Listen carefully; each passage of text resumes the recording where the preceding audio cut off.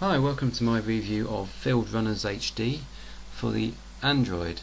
This is running on my Samsung Galaxy S2, and this is just a short review to show you the first 5 minutes of the game. You can select easy, medium, hard, and obviously this has an effect on how hard the enemies are. It's a typical tower defense type game. We place towers in predefined positions in order to stop enemies getting through. You have to work with a certain amount of money. You have your overall score. Health is the number of enemies you can afford to let through before it's game over. You can pause the game, run the game faster, and there's several towers to choose from. So if I just start on the basic beginner level, I'm just going to place the first tower there. That's a machine gun tower. Game starts, and obviously your first creeps, your first enemies to come through will be your typical low level grunts, nothing major. You can zoom in and out by pinching and stretching your fingers on the screen, just like any other Android game pretty much.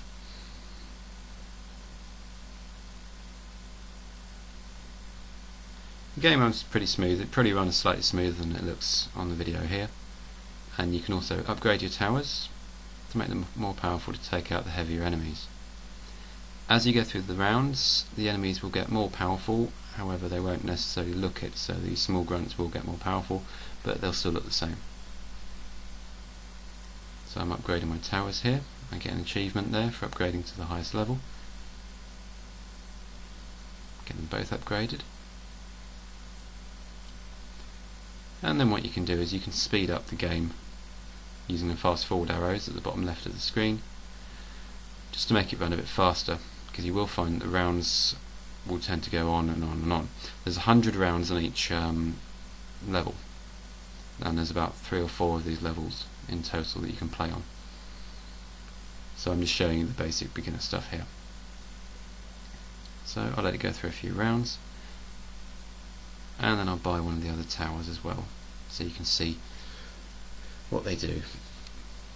Because for instance here the helicopters can go straight over your towers, so I'm going to put a missile battery in place which can take out airborne things as well as any other enemies, but they're more powerful than the machine guns. So let's let the game play on for a bit now.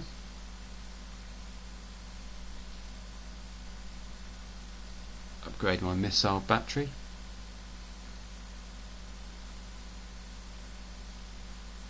And just speed it up, let it go on for a bit. So you can see the missiles there will take out ground troops as well as air units. This game's available on the Android Marketplace on the Play Store.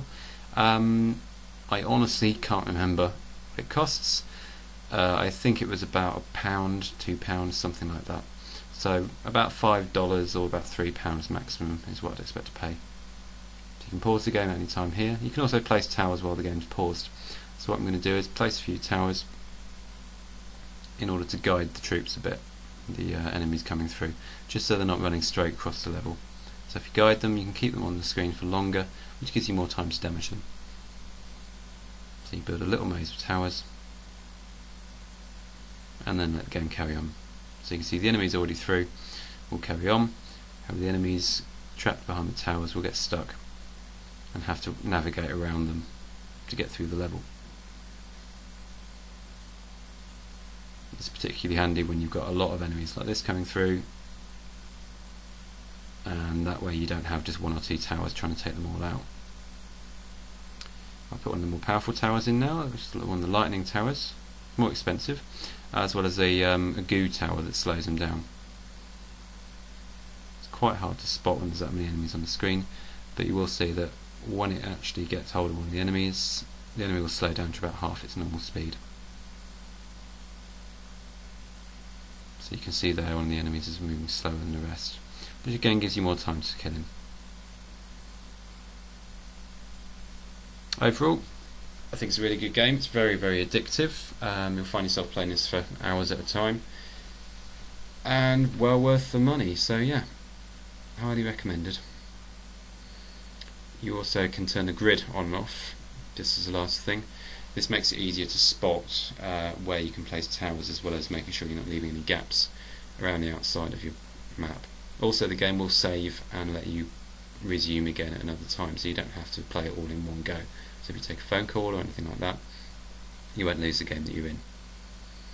So if I just zoom in here, you can see there's a grid now on the floor, so you can see where you can place your tiles a bit easier, so you don't leave any gaps. Okay, and that's that for now.